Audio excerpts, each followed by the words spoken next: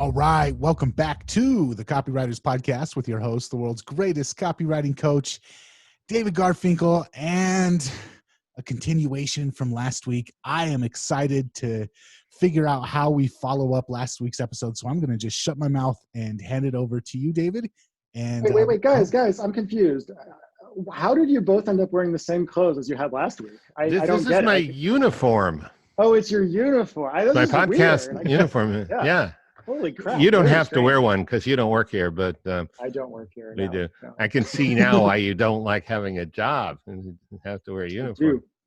I love not having a job. Not having a job is my number one goal in life, and it has been a wonderful thing. I haven't had a real job since I was temping when I was 25 years old, and I got fired from every job I ever had, and I stumbled into copywriting, and I couldn't be happier about it. so listeners that are just joining us are like, who's this guy who doesn't have a job and why does he hate uniforms? He's legendary Totally. copywriter and info products publisher Chris Haddad, and that's how they say it in Whatever. Boston, right? And They say Haddad. Haddad. Yeah. And as a freelancer, he was so good that one of his clients referred to him as Money Fingers. And Chris and I happened to be working together at the time. I told him he should take that word and run with it, which he has. He has a business called Money Fingers Inc. I think he's known among a few people as Mr. Money Fingers. As a marketer of his own products, Chris went way outside the niche and managed to get himself on a national TV show with Rachel Ray. This was for his product, Text the Romance Back. And though he really is legendary today, he was just once an under-the-radar copywriter, and that was a long time ago. And I bring that up only to point out that he's worked to where he is. Today's show is called My Life in Copywriting, not my life, but my life is in Chris's life. And he's agreed to take us on a VIP tour of how he got to where he is. But before we start the tour, here's something you may be interested in. Copy is powerful. You're responsible for how you use what you hear on this podcast. And most of the time, common sense is all you need. But if you make extreme claims, and if you're writing copy for offers in highly regulated industries like health and finance and business opportunity, you may want to get a legal review after you write before you start using your copy. My larger clients do this all the time. So, Chris, welcome back. Love your new shirt. And thank you. Yeah. And let's just start right at the beginning. What was your first big win as a copywriter? When I went to Big Seminar 5 years and years ago, I had joined Harlan Kilstein's copy mentoring program in Las Vegas. And he had told me, he's like, Chris, I want you to go to Big Seminar 5. I want you to get a bunch of business cards. I want you to put those business cards on every single seat at Big Seminar 5, etc. And so I did it. I was like, okay, well, I want to make this work. So I flew from Seattle to Atlanta in horrible pain because my back was all screwed up. And I went there and I was really nervous and I met a bunch of people and I took all my cards and I put them out there. And then Armin Morin got on stage after that break and said, whoever did this, don't do that, but in a much nicer way. Please don't do that. But it got me my first couple clients, actually. And I ended up meeting a guy named Larry Benet, who introduced me to a guy named Jeff Paul, who you may or may not know, but he was big in the infomercial space. I remember him. Yeah, and Paul and Jeff paid me my first 10 grand for a letter, which was amazing. I mean, it was a huge project. It was this huge package that had a whole bunch of stuff to it, and I barely knew what I was doing, but I got $10,000 out of it. And Jeff Paul thought I was good at what I did, which, considering I'd only been 6 months into the business, was pretty cool at that point. But that was the first thing that got me going. Cool. And how did the letter do?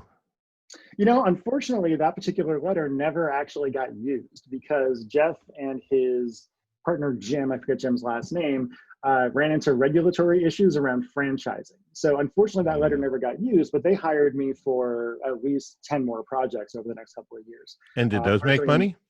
Oh, yeah. Everything else I did made money for them because it actually worked. I mean, they wouldn't have kept hiring me otherwise, right? Well, of course. But yeah, did a lot of stuff in real estate investing. My favorite of those was the kill your alarm clock letter that I wrote. I haven't set an alarm to get up in a decade unless I was going to the airport personally. I like that idea of moving away from having to live that horrible life where you wake up every morning at 6 a.m. and drag yourself out to your car, et cetera, et cetera. Haven't lived that way in a long time. Really happy about it. I guess it was after Jeff Paul, you started writing for people like Joe Barton and Jeff Walker. Yep. What did you do? And if you can go down the rabbit hole a little, if you're willing. What do you think you did in the copy, or maybe even in interacting with your client or talking to their prospects or research or whatever it was? What did you do that got such big results? Because I think people are always looking for those kind of clues. I think, I mean, for me, it was, I looked at, especially at that point in my life, I looked at copywriting as a knife fight, right? Like every single time I had been really, I will never say poor because I always had a roof over my head. And I know people that have actually been poor, but I never had any money when I was like in my 20s. And when I started to get into the copywriting world, that was the first time I really felt like I was good at something. For a variety of self-esteem issues. And because I was kind of very aggressively minded, I saw every project as like, hey, we're going in there and we have to win, and you have to do whatever it takes to win. And for me, that meant learning how to be kind of hypey. You know, I had this real prejudice against hype for the longest time. I could have been a freelance direct response copywriter 3 years earlier than I was, but my prejudices got in my way. Right. I remember getting a letter from the AWAI and reading through it and being like, this is such, nobody buys shit from these things. This is the hypiest crap in the world. And I spent 3 more years working as a corporate copywriter doing like brochures for banks and shit like that, when I could have actually moved on to direct response copy if I just got out of my own way. But I think a lot of it was just, I'm a pretty creative guy. I don't use the exact same ideas as everybody else. I'm able to get into the heads of prospects, I think, better than most people. I'm a very emotionally aware person, if not always the most empathetic person, but certainly emotionally aware. And I think I just poured all of that into my letters. Also, my background is not in marketing, even though I've had sales jobs when I was younger. My background's in dramatic writing and theater.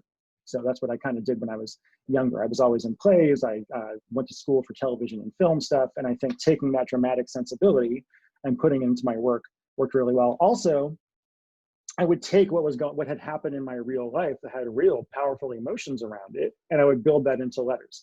So I wrote one letter, I think it was the back pain letter that I did for Joe Barton. And that one was largely about when I got into a wreck with a semi-truck that shattered my spine into 1,000 pieces and twisted me into this thing where I, used to see me, I'd limp everywhere. I was in horrible, horrible pain all the time. Another one, I wrote a letter about heart disease, and I took a version of the story of when my dad died.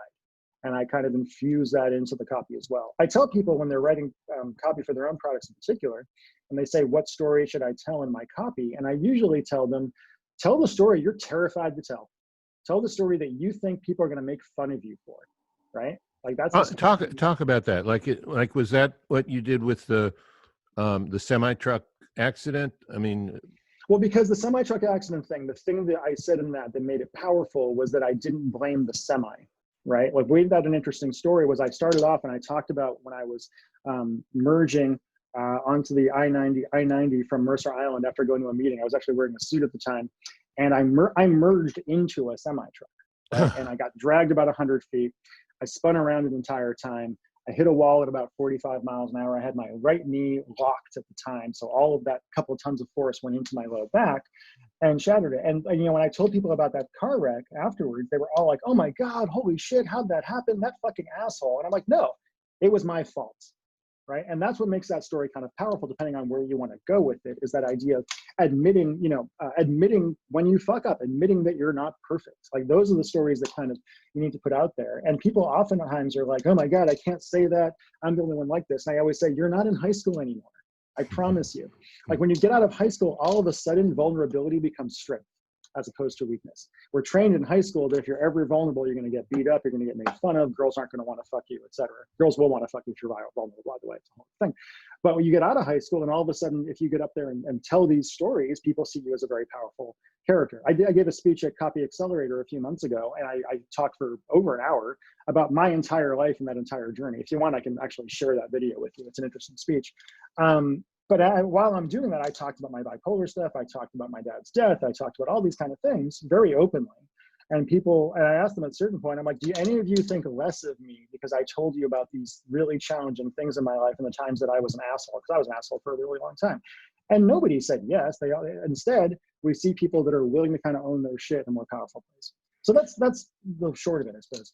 Yeah, Nathan, I can't remember anyone else who's shared quite this information in this way before, and it's pretty rare in copywriters. I mean, I've heard this from a lot of successful people, but anyway, glad to hear it from you. So you did mention about your your illnesses, your convalescence. And normally I wouldn't bring this up, but since you already did, and if you're willing to talk about it a little more, I'd like you to talk about keeping your business alive when you're seriously sick with Lyme disease and I guess other problems. And I think this would be especially important today because there's so much concern about COVID and health in general, even as we speak. I mean, I feel like a lot of it was luck. I am not one of those Ayn Randian asshole entrepreneurs who thinks they did everything themselves, because nobody does everything themselves. I get really annoyed at people that are like that. I always say, did you invent the internet? Then you didn't do it yourself. Did you choose where you were born and that you got to go to college? Then you didn't do it yourself. Shut the fuck up. I learned how to delegate because I had to. Right. I think actually, if I hadn't gotten so sick, I would have been that control freak. I would have been that person that was like overseeing everything and putting myself in people's way all the time. Okay, let me push you on that point, because it's really good, and I'm actually looking at it myself with some inner work that I'm doing right now, and it seems to me that as a writer, as a copywriter, absolute control, or the illusion of it, is very important. I mean, you're and probably true also as a TV writer, as a theatrical writer, as a screenwriter. You're creating a world onto itself. You need to have that control. But I love collaborating. Right? Like when I used to do theater stuff, nothing made me happier than writing a script, giving it to a director, having a 10-minute conversation, walking away and seeing what was going to happen. Half the time it was amazing. Half the time it would suck. And I got kind of angry when they screwed up my stuff. But the idea of like taking my work and finding somebody who's simpatico with it, and then seeing what they do. Like the new offer that we just are doing right now, this You Can't Hit Yourself Thin weight loss offer.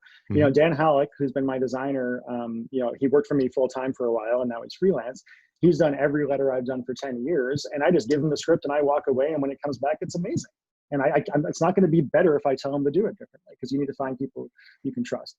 But I do think the fact that I was very unwell mentally and physically in a variety of ways forced me to have to take a step back. I did not have the energy to be a control freak, so I delegated. I did get in trouble with that because the person that was running my business when I was the sickest, she unfortunately, because of my getting so sick, she got promoted beyond her competence. Right? She got promoted to a point that she really shouldn't have been. She got convinced that she was a bigger reason the business was successful than it actually was, and ended up blowing up in my face. The guy who runs my business now, Mike, is amazing. It's a whole different thing. But it made me take a step back, and it made me realize I am not a business guy, right? Like all these business bros that are out there, that's great. I'm not really a hard-nosed business guy. I'm not that guy who's trying to build a company to $100 million.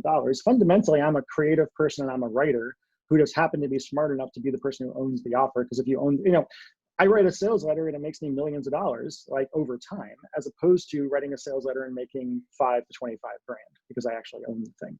That's the valuable part of it. But I'm also smart enough to know I am not a manager. Mike Halakakis, who runs my business, who I could not do this without, he's amazing, is the one who manages everybody. I don't even talk to most of my employees. I only really talk to Mike, and occasionally I'll talk to somebody else if I have a question about something. But that's it.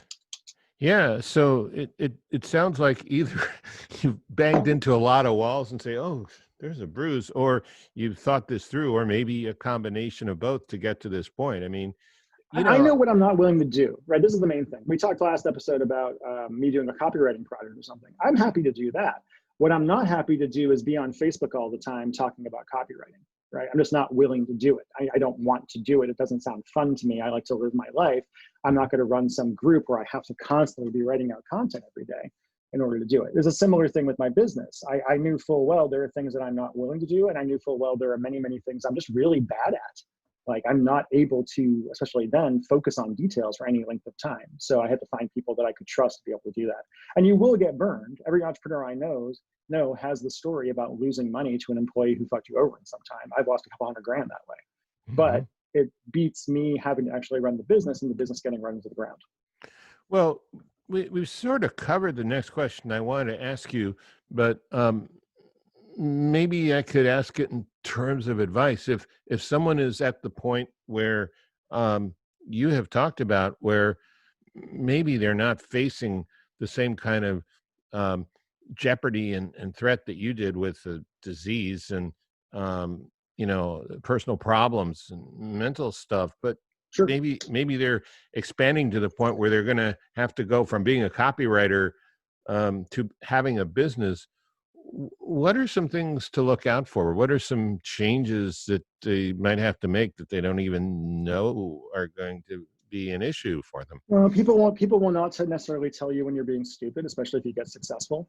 Employees can often be kind of unwilling to tell you bad news unless you are willing to be the person who says, hey, I want you to tell me the bad news as quickly as possible, and you're not actually going to be punished for it. You can run into issues. One big thing is understanding that as entrepreneurs, we're usually pretty ADD or bipolar sometimes even, and we tend to bounce around and say things. And early on, we'd be on meetings with my team, and I would talk about something just kind of brainstorming, and they'd think it was an order, right? They'd be like, oh, we have to go do this thing. And I'm like, I was just bullshitting, and I can't stop myself from bullshitting half the time. So that was one of the big things. Understanding that the buck stops with you, despite what our stupid fucktard of a president, if you like your president, fuck you too. It refuses to take responsibility for anything. Like, that's not leadership, and that's not actually a way to do something. You need to be willing to stand up and be like, hey, even though my employee fucked up, I'm the one who's responsible. I'll talk to my employee about it later. We'll figure it out. But when it comes to, hey, a JV didn't get paid enough money or something happened, you have to be the one who steps up and takes it on the chin and is willing to do that. Your reputation in business, like a business like this, is everything. Back in the day, I used to joke. There were plenty of people in our business, especially when I was much angrier and much less well, who would say, wow, Chris is a fucking asshole. And that was true. Nobody would ever say that I fucked them over. Ever. Mm-hmm. Nobody would ever say that I said I was going to do something and never did it. Ever. Because that's the most important thing. If you're somebody who doesn't pay your JVs or doesn't live by your word in our business, people will figure it out and they will stop working with you. I promise you. I mean, I'm taking two words from that, not fuck you, but taking responsibility. That's really good. So I want to ask you sort of a two sides of the mirror question.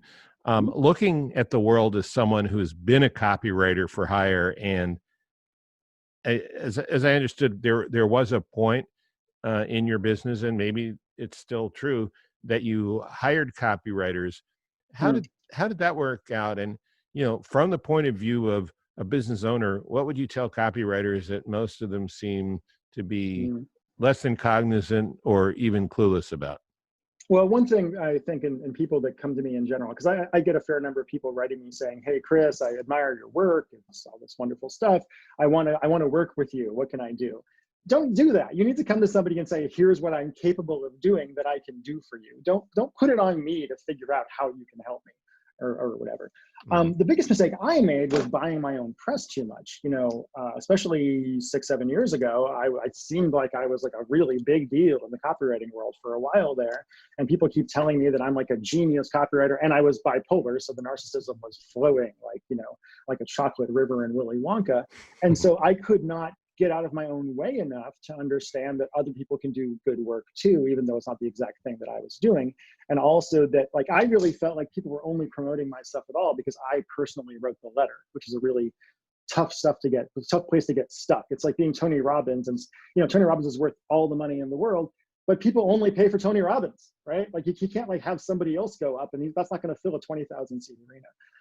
But I think the main thing for copywriters is you just need to be willing. What made me successful is I was willing to go out and say, hey, I'm Chris Haddad and I'm fucking great, right? Like, I didn't necessarily believe it at the time. Actually, I hated my own guts, but you have to be willing to go out there. You have to be willing to brag about your successes to a certain degree. You need to be able to just show results. And I don't know, that's the long and the short of it, but just be willing to go there and be willing to listen and shut the fuck up and listen to somebody who has more experience and knows what they're doing. Okay. Really good advice. Probably a little tough for people who don't think the world should be that way, but well, hold on, David. Like listen, I don't think the world should be that way either, right? Like, I don't like necessarily being somebody who has to go out. Like, the thing that I find that I don't like doing, that probably holds me back from doing copywriting products right now, is I don't really like being the guy anymore going out and bragging about how great I am and how successful I've been. I find that kind of off-putting at this point. I find it it just isn't who I want to be. But in our business, that's part of the job. Like, if you want to go out there if I was a freelance copywriter, I would be posting on Facebook about copy all the time. And I would be posting all of my testimonials and all of my successes, because that's the gig. And if you can't do it, you need to get out and do something else. Okay. So hard, cold dose of reality, huh? Me? A hard cold dose of reality, Dave? No, not you, No. just everyone else that you're giving advice to. You Oh, can, I know. But like, okay. you know me, I don't want to bullshit about it. Like, I've never been. I despise people in our business who refuse to ever talk about their failures. Right? Yeah. I've had a whole bunch of failures over the years, and I think it's important to actually talk about those things openly. But yes, I mean, no argument there. I'm thinking you're almost like a detective or a scientist research scientist on a quest, in a sense, in that, yeah, this stuff happens, but you think, okay, so what was I doing I don't want to do? What did I learn from that? How can I, Mm-hmm. right? I mean, Yeah. it seems like the advice that writers are given that so few take is, everything is material, and you're taking it almost to a strategic level. Like everything that happened to you in your life is material. And one thing I say, one of my Haddadisms is be grateful for your tragedies, right? Be grateful for your tragedies. It's, my dad died when I was 19. I had, some abuse stuff happen when I was a kid. I had the Bible, blah, blah, blah, blah, blah, blah, blah, blah, blah. My life is not worse than anybody else's. We all suffer. But on the upside, a good friend of mine just had her dad die. And I got on the phone with her and I talked about it. And she said, Chris, it's so nice to talk to somebody who's not trying to make it better. Because I'm not trying to make it better. I'm just trying to be the person who's there. I know people that are in agonizing pain all the time, and I'm able to empathize with that. Okay, so how is this not empathy? Because earlier on you said you're not the most empathetic person in the world. I don't get it. I can be very empathetic. I also, because of my mental illness stuff, there have been times in the past I was completely incapable of empathy. My wife and I were talking about this last night because she remembers it quite well. There are times in the past when I remember being there, looking at people and being like, aren't I supposed to be really empathetic? And why am I only thinking about how this affects me? And it was really, very confusing at the time. I think part of the reason that I was able to get good at the type of copy I do, part of it was, because when you're bipolar, your emotions are all over the place. But also because there were those times when I wasn't capable of really connecting with people, I had to, kind of like a psychopath, figure out those emotions from the outside. And so you got really good at them. Yeah. But I also think you've combined things from the craft. I mean, I've studied screenwriting and novelism and playwriting, not to the degree that you have. And I see how you've applied a lot of the things I learned about. That's pretty awesome. So it's all stories. Yeah. So what's your latest project? It's Don't Hate Yourself Thin, I think. It's you can't hate yourself thin, and it's an offer I'm doing with Scott Ruick, who you probably know. Oh yeah, I love Scott. Yeah, Scott's great. So he and I partnered on it. My wife Angie is doing all the content for it, who you also know. And we're getting it ready. With all things, this thing has taken forever to get off the ground, especially because we were just getting started on it when the world fell apart. So, there was those few weeks of depression when nobody could work and all this other kind of shit. But we're getting ready to kind of roll it out now. I admit I'm nervous. I'm nervous every single time we put out a project still. I missed the chance to get the word in edgewise, but Angie's great and I love her too. Oh yeah, totally. Yeah. And an amazing copywriter in her own right and an amazing writer, and also the woman I love more than anything in the world. So that works out. That's a good combination. Yeah. Mm-hmm. I agree. I'm a fan of my wife. So is that not quite launched yet? Not quite. We are. We got the VSL back a couple days ago. I just looked at an email where it was the greatest thing. I looked at this email with like 4 or 5 people on it, and there's all these action items, and none of them have my name next to it. Well, because I'm doing it right. I hope this isn't breaking any confidences that I looked at the copy and it was pretty stunning. Cool. I mean, I didn't see the final, but I'm excited to see what happens. I hope it works. Here's a really funny thing. I'm sure you've had this happen too. The number of times people have showed you copy and asked you, is this going to work or is that other one going to work? And you're like, my answer always is like, I think this one, but I really don't know. I mean, I've been doing this a long time and I've learned plenty of times that the only thing that determines if it works or not is the data you get back from the market. Like you try your best and you see what happens. Yeah, I mean, I may have talked about this in the podcast before. I think it was possibly somewhere else, but it seems like you can get all the right emotional hooks and the conversation going on in the prospect's mind, but there's 2 other things going on. There's the economy and there's the weather, and the weather is not just a hurricane that's blowing up the East Coast or was a couple days ago. It's literally the public mood. I mean, I get the feeling that as of today, we've reached peak crazy in this country.